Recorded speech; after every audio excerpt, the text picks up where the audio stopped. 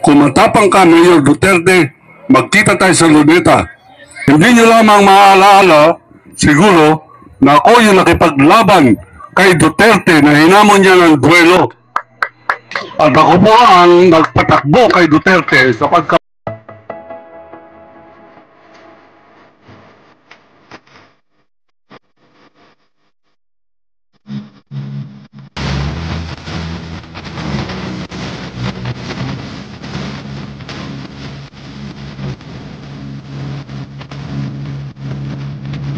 speaking of mga taong tapat at hindi po tayo lolokohin, nais ko pong ipakilala ngayon as our next speaker ay one of the award-winning journalists of the Philippine Press lang po, si Waldy Carbonell, at siya po ang magsasabi sa inyo ng kanyang mga pinaglalaban at sasabihin din niya sa inyo kung bakit po naririto siya para itaas ang kamay ni Super Mara Tamundong. Palakpakan po natin Waldy Carbonell!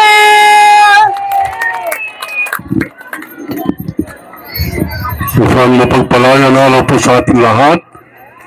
Ako po si Haji Waldy Carbonell. Balik Islam for the past 25 years, 9 months, 2 weeks and 3 days today. Alam ko po sa inyo na madalas nakikinig sa radyo, natatandaan niyo po ang pangalang Waldy Carbonell. Hindi niyo lamang maalaala, siguro, na ako yung nakipaglaban kay Duterte na hinamon niya ng duelo. At ako po ang nagpatakbo kay Duterte sapagkat sa Davao, hindi po ako umatras. Nandiyan po yun sa mga periodiko, nasa Google, at yan po dahilan kung bakit kahit saan ako magpunta. Kahit sa Google ngayon, pag ginanyan mo yung telepono, Waldy Carbonell. Ang lalaking hindi sinipot ni Duterte sa duelong hinamon siya, ako po yun. Ibig sabihin, pagka Carbonell, nakikipagdigna, nakikipaglaban. Hindi po dahil sa ako'y 6-footer, kundi dahil sa kahit ako'y iisa. Pag naninindigan po tayo sa katotohanan at tarungan, dapat panindigan natin. Kaya nga po, andito ko para panindigan ko at garantiyahan ko ang kandidatura ng isang ginagalang kong leader na ang pangalan Mara Tamundong.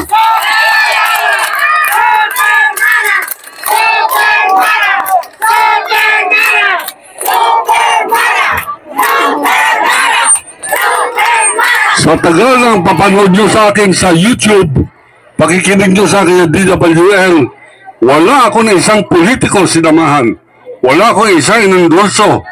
Lahat ay pinupuna ko, lahat kinakalaban ko, magmula kay Marcos, kay Fred Lim, kay Beroya, at hanggang kay Duterte, hanggang sa kanyang anak ng si Baste Duterte, nung sinabi niyang bubombahin niya ang Ilocos, pareho ng pagbomba ng tatay niya sa Marawi. Hinamon ko po siya bago magpasko sa Luneta. Sabi ko, wag ka na magbomba, dalawa na lamang tayo. Kung matapang ka, Mayor Duterte, magkita tayo sa Luneta. Sabi ni Duterte kasi sa Senado, yung mga ayaw sa akin, magkita tayo sa impyerno. Sabi ko, ayaw ko sa iyo, pero ayaw ko magpunta sa impyerno. Hindi ko alam ang address.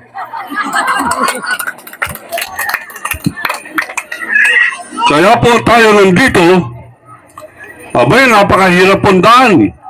Bagamat nanggaling na po ako dito nung araw, kasama ni June Ducat, sapagkat nais ko pong makita yung pinaglalaban niyang daycare center.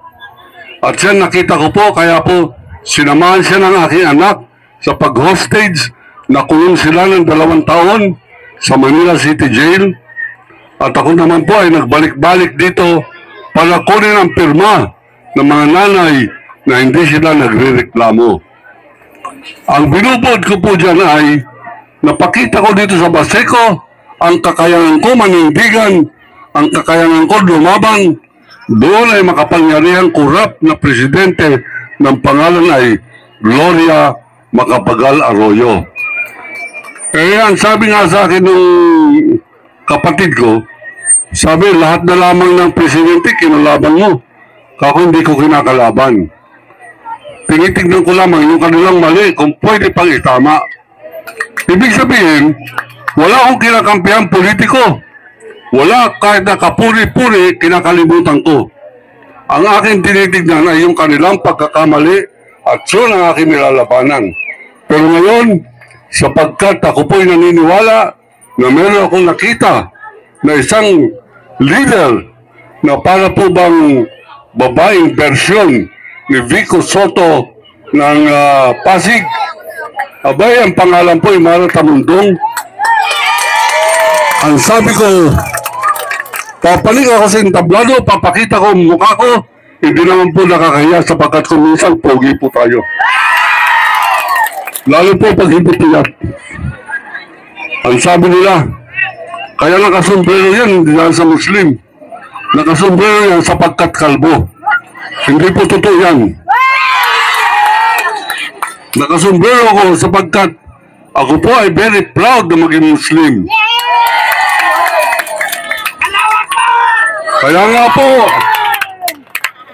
sa ngalan po ng Allah, sa ngalan po ng, sabi nga ng kaibigan ko rito kanina, Bismillahirrahmanirrahim. Alhamdulillah Rabbil Alamin. Ibig po sabihin yan, sa ngalan ng pong may kapal na pinakamakapangyarihan, pinakamaunawin sa lahat. Tumatayo po ko rito upang bigyan ng bendisyon lahat ng taga rito na hindi lamang boboto kay Mara Tamundong, kundi maninindigan pareho ko, ikakampanya pa sapagkat mayroong pag-asa na ang Maynila. Ini-endorse ko officially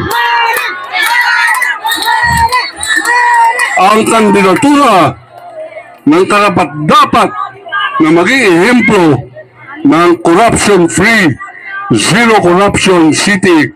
Yan po ang Manila at ang kandidato ko na yan ay aking pinakita sa inyo ang aking muka.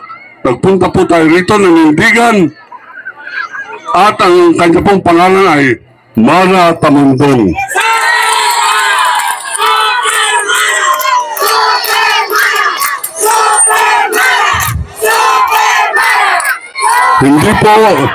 Hindi po sapat na iboboto niyo siya. Kinakailangan magkakampanya kayo ng 1, 2, hanggang 5 mga botante na para malabanan niya yung mga dambuhalang ganid na politiko sa pangunguna ni Isko Moreno at ang kanyang mga kabarkadang mga sindikato na kumakandidato rin hanggang ngayon. Hindi ko napapangalanan lahat. Baka maubos po ang ating oras dito. Isa na lamang pong muli pagpapatibay. Kung gusto natin ang matinong Maynila, kumilos tayo. Hindi lamang boboto tayo, kundi magkampanya na rin tayo. Ipaglaban na natin. Sapagkat kalaban natin dito, pera ng sindikato. Ang kalaban natin dito, yung naging tradisyon ng mga trapong mga politiko. Ang kalaban natin dito ay yung pong kapabayaan ng mga botante sa kanilang tungkulin na paglaban ng kanilang boto, bibilihin ang kanilang boto upang sa ganun ang kandidatong Pag-asa ay mananalo. Mabuhay po kayo lahat. Assalamualaikum warahmatullahi wabarakatuh. Super Mara!